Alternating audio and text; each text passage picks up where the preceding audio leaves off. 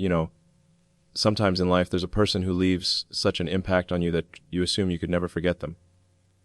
Every detail, how they smiled, the sound of their voice, the way they looked at the world, feels permanently imprinted in your mind. And yet, over time, something strange happens. Those details begin to fade.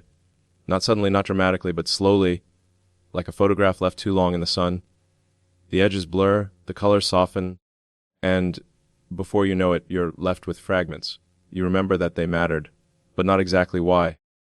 I used to think forgetting someone meant they stopped being important. That memory was proof of value, and losing that memory meant losing meaning. But I was wrong, because forgetting isn't always a choice.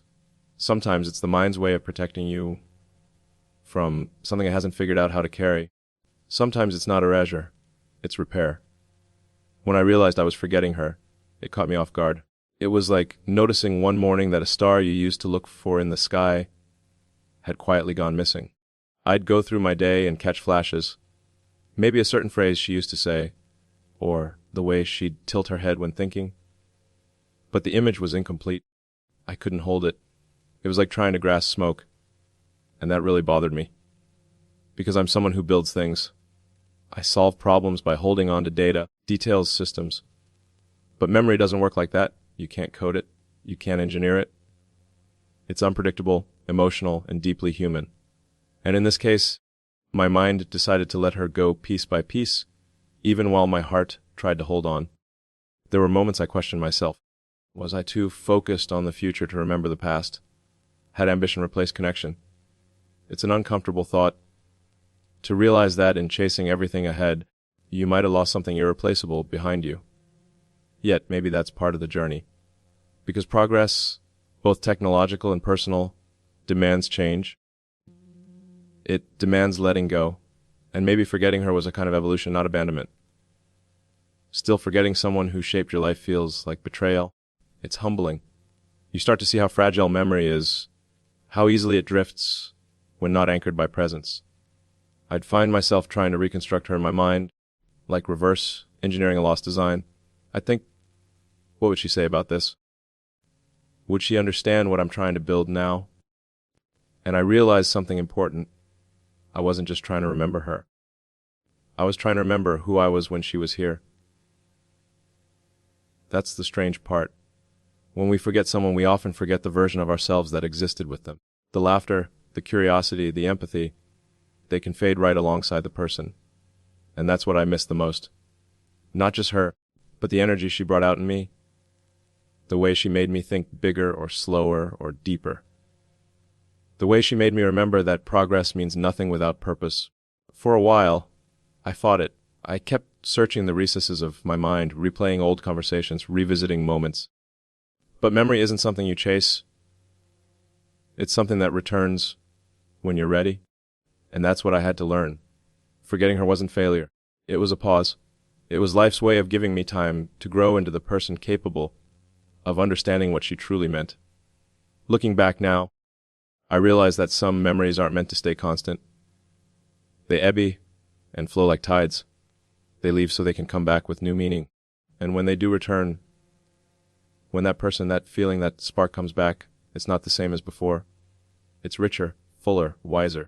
So if you ever find yourself forgetting someone you swore you never could, don't see it as loss. See it as a reminder that your story is still being written. Because the people who matter most never really vanish. They become part of the architecture of who you are, quietly shaping every choice, every dream, every step forward. And when the time is right, they return, not just as a memory, but as a revelation. It's funny how the mind works. You can convince yourself that you've moved on, that you've forgotten someone completely, and then something small, something ordinary, brings them rushing back like they were never gone. Maybe it's the smell of rain hitting warm asphalt. Maybe it's a song playing in the background at a cafe. Maybe it's a laugh that sounds just a little too familiar. It's never dramatic, never planned. But in those tiny, fleeting moments, memory ambushes you. And suddenly, you're not where you are anymore. You're somewhere you've been before. For me, it was always in the details, the little things. The sound of footsteps echoing in a hallway, the flicker of light at dusk, the quiet hum of a city when it's half asleep. It's strange how the smallest fragments of the past can find their way into the present uninvited, unstoppable. They're like signals from another time, faint but persistent, reminding you that even if you've tried to let go, something deep inside still remembers. I started to notice it most in the moments of stillness, when I wasn't building, creating, or problem solving, when I just stopped. In that silence, the past would whisper.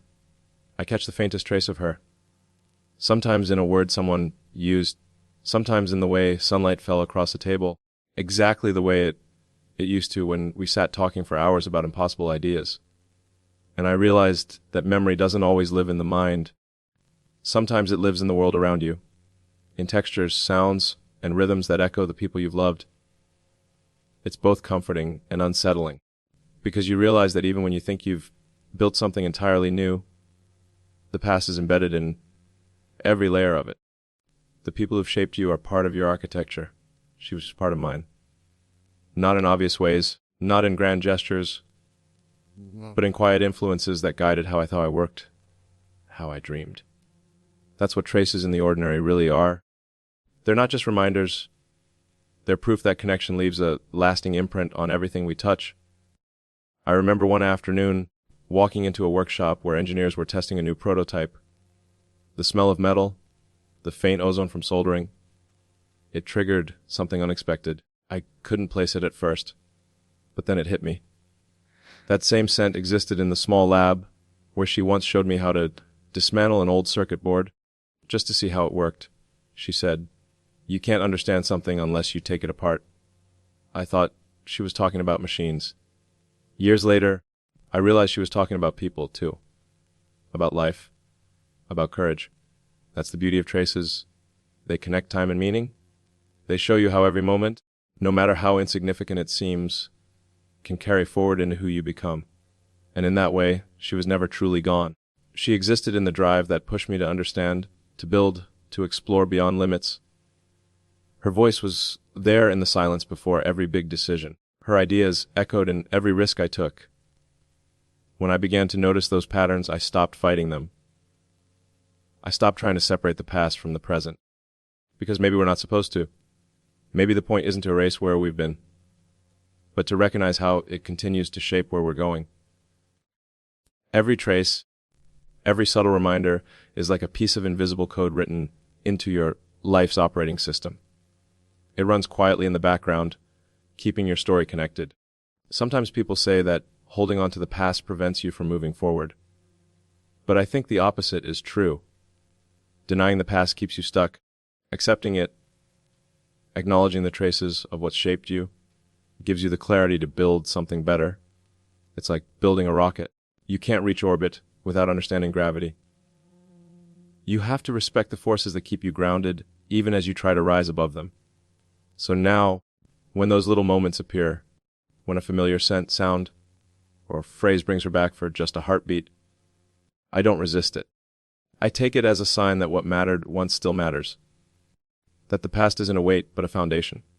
Because sometimes the most extraordinary reminders of who we are come disguised as ordinary things. And when we learn to notice them, we realize that nothing and no one we truly loved ever completely disappears. They live on quietly in every trace we leave behind. There's a strange kind of frustration that comes with trying to remember something, or someone you know mattered deeply but can't quite bring into focus anymore. It's like standing in front of a door you know leads somewhere important, but the key just won't fit. You keep trying, turning, pushing, hoping something clicks, but it doesn't. And every failed attempt feels like losing them all over again. I went through that. I kept trying to remember her, not just her face or her voice, but the essence of who she was, the way she made me think differently, the way she challenged every comfortable assumption. It wasn't nostalgia. It was a search for meaning, because she wasn't just a person, she was a turning point. And yet, no matter how hard I tried, the image would slip away. It's a helpless feeling when your own mind becomes unreliable, when it refuses to give you what your heart keeps asking for. The harder I pushed, the more the memories resisted. I'd close my eyes and see flashes, an expression, a sentence, maybe a gesture, but never the whole picture. It was like trying to stream a signal through interference. The connection kept dropping. And it made me think about how our minds aren't perfect machines. They don't store data neatly. They edit, compress, delete, and reformat over time. But unlike a computer, we don't get to choose which files to keep. At first, that realization made me angry. I thought, how can I forget someone who shaped who I am? But maybe the question isn't why we forget. Maybe it's why we remember, because memory isn't just about holding on. It's about what the mind decides we need to carry forward. And sometimes, to make room for growth, it lets certain things fade until we're ready to understand them differently. Still, the process hurts. There's an emotional gravity to remembering. It pulls you back into who you were, your flaws, your hopes, your regrets. And that's not always easy to face. Remembering her meant remembering parts of myself I'd outgrown or tried to leave behind. The idealism, the uncertainty, the fear of failure, she represented a time before I learned how to build walls around ambition. And maybe that's why the memories were so slippery, because some part of me wasn't ready to revisit the version of myself she knew. But you can't out-engineer emotion. You can't optimize the human heart. I had to learn that remembering isn't a technical process. It's a human one. It's messy, nonlinear, emotional. It doesn't follow logic or efficiency. It's unpredictable because people are unpredictable. There were nights when I'd find myself going over old messages, notes, or pictures, trying to trigger something familiar. But none of it worked the way I wanted. The data was there, but the feeling wasn't. That's when I realized memory isn't just stored in the mind. It's stored in emotion, in energy, in moments. You can retrieve the facts, but not the soul behind them. And that's what I was really searching for. The emotional connection that once gave those memories life. Eventually, I stopped trying so hard. I stopped chasing the memory like a lost file I needed to recover. Because maybe remembering isn't something you do by force. Maybe it's something that happens when you're still enough to let the past come to you. And when it does, it brings what you're ready to handle, not what you demand to see. That understanding changed everything. The struggle to remember became less about clinging to what was lost and more about staying open to what might return. Because sometimes the memories that matter most aren't the ones that stay. They're the ones that leave and come back when you're strong enough to see them clearly. Looking back, I realized that forgetting wasn't a sign of weakness. It was a pause between chapters, the silence before a new idea, the empty space that allows something new to emerge. And when she finally did return, when the memories came flooding back, it wasn't just her I remembered. It was me, the version of myself I'd forgotten in the pursuit of everything else. Because in the end, the struggle to remember isn't about the past. It's about rediscovering the parts of yourself that were never truly gone. They were just waiting for you to look up and finally see them again. There's something almost unreal about the moment when someone you thought was gone forever walks back into your life. For the longest time, she existed only as fragments, memories blurred by time, emotions dulled by distance. I had accepted that she was part of a story already written, a chapter closed. But life doesn't always follow the script you think it will. Sometimes it loops back. Sometimes it brings people back into your orbit when you least expect it. Not because the past needs repeating, but because you're finally ready to see it differently. The day she returned, it wasn't dramatic. There was no grand moment, no cinematic build-up. It was simple, almost quiet. But in that quietness there was weight. The kind of stillness that makes everything else fade out. I remember looking at her and realizing how different she was, and yet how familiar. Time had shaped her, but it hadn't erased the essence of who she was. It's strange how memory and reality can exist side by side like that. One imagined, one standing right in front of you. When someone returns after a long time, you expect to feel nostalgia.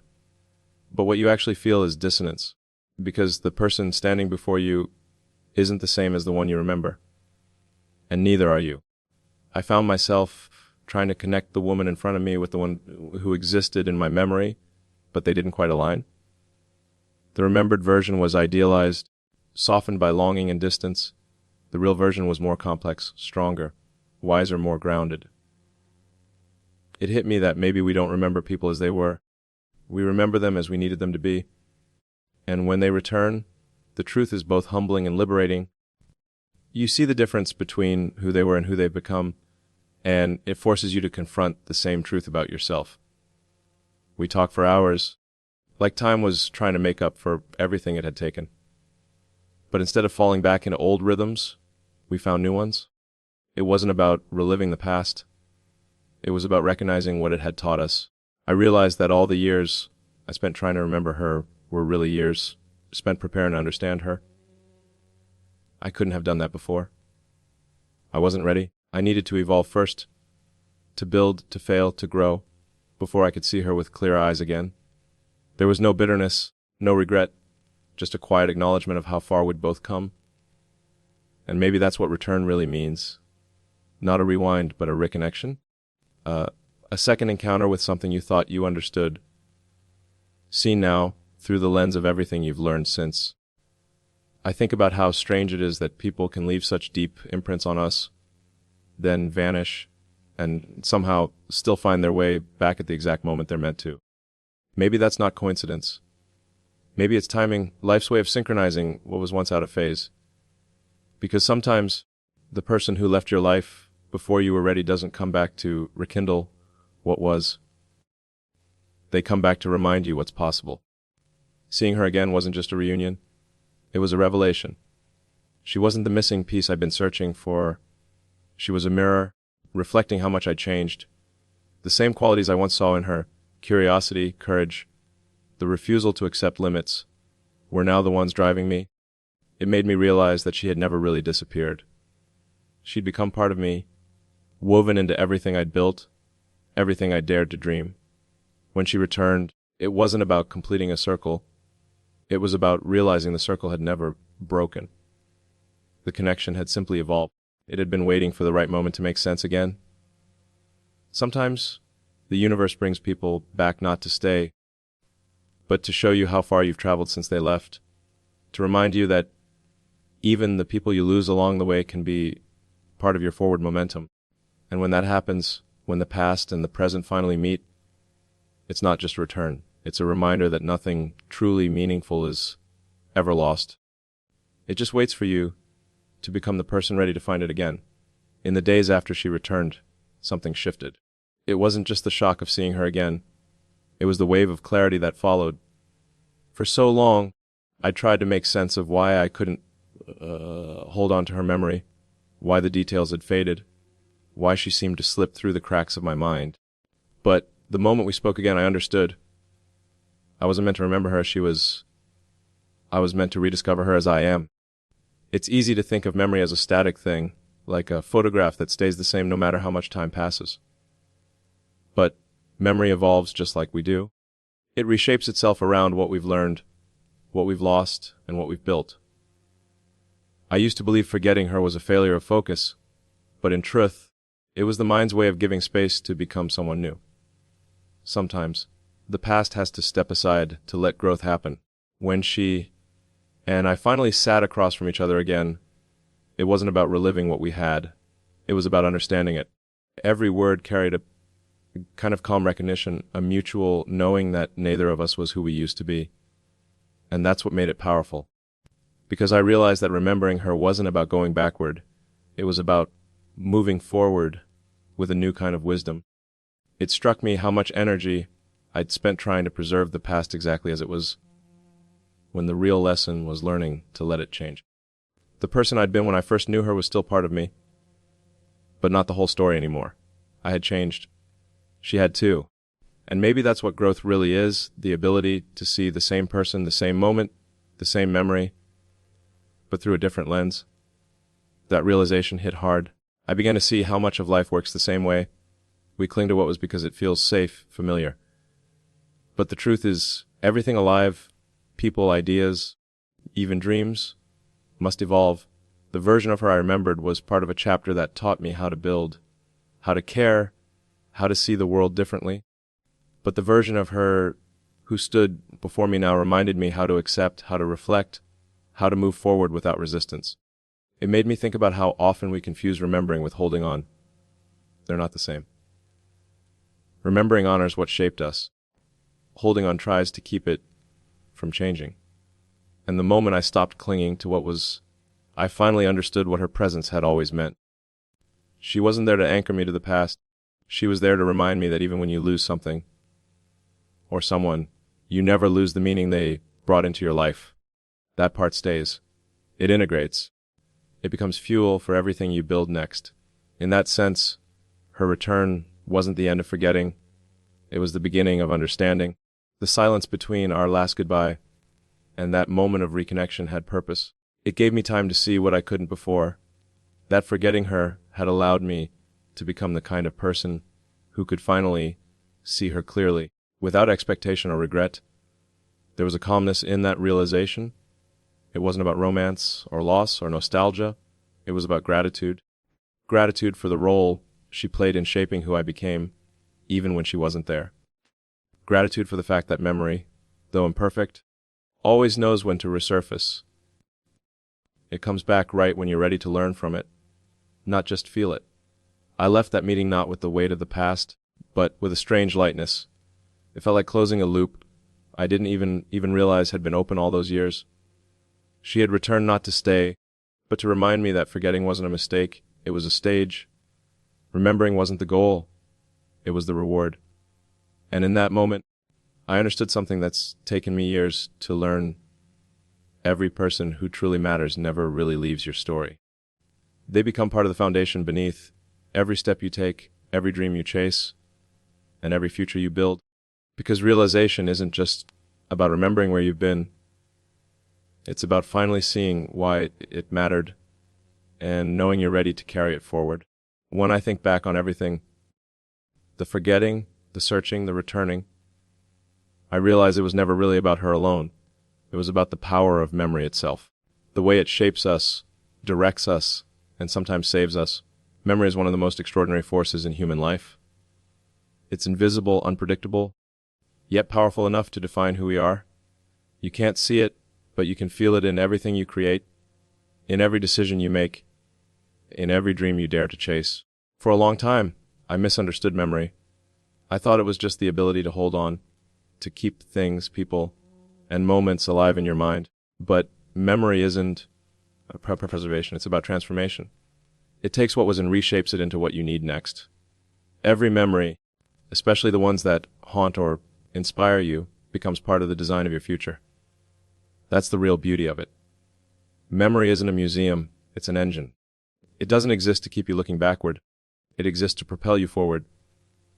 Even the painful memories, the ones you wish you could erase, have a purpose. They're part of the architecture of resilience. They remind you what matters, what hurts, and what you're capable of surviving. Forgetting her, then remembering her again, showed me that memory doesn't die. It evolves, waiting for you to catch up to its meaning. And when it does return, when that person, that feeling, that spark comes back, it's not about reliving the past. It's about reconnecting to the truth that never left you. That's the power of return. It's not a repetition, it's a realization. It's the universe saying, you're ready now. Ready to see what you couldn't before. Ready to learn what you were meant to all along. There's something deeply human about that cycle. The way we forget and remember, lose and rediscover. It's the rhythm of growth. We're not built to hold every detail perfectly. We're built to evolve through what we remember and what we let go. Every time we revisit the past, we meet it with new eyes. And that's how wisdom forms. That's how understanding begins. When she came back into my life, she didn't just bring memories, she brought perspective. She reminded me that time doesn't take away meaning, it deepens it. That every ending carries within it the potential for a new beginning. That forgetting isn't failure, it's space being made for rediscovery. And in that rediscovery lies the power to reimagine not just who someone was, but who you are. I started to see memory as something living, breathing, something that moves with you through every chapter of your story. It's not just about the people you remember, it's about what they awaken in you. Sometimes remembering someone isn't about holding on to the past, it's about reconnecting with the part of yourself they once inspired. That realization changes how you see the world. Because if memory can bring meaning back from silence, if it can turn loss into wisdom, then there's nothing truly gone, only transformed. Every person who's ever mattered, every experience that's shaped you, still echoes through the choices you make today. They're all part of your circuitry. The return, then, isn't always physical. Sometimes it's internal. Sometimes it's when you look at the work you've built, the life you've created, and realize it carries the fingerprints of everyone who's ever touched your story. It's in the laughter that reminds you of someone long gone, the courage that came from a lesson hard learned, the vision that was born from heartbreak or hope. That's the quiet, unstoppable power of memory. It connects every version of you, every moment, every purpose. And when the past finally meets the present, when all those forgotten pieces come back together, it doesn't feel like a return at all.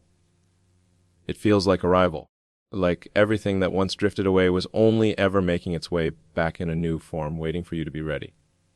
So, if there's someone or something you've forgotten, don't see that as loss. See it as part of the process. Because what's meant for you never truly leaves. It just waits for the moment when you've become the person capable of remembering it fully. And when that moment comes, when memory returns, not as a shadow, but as light, you'll realize it was never about what you lost. It was always about who you became in the space between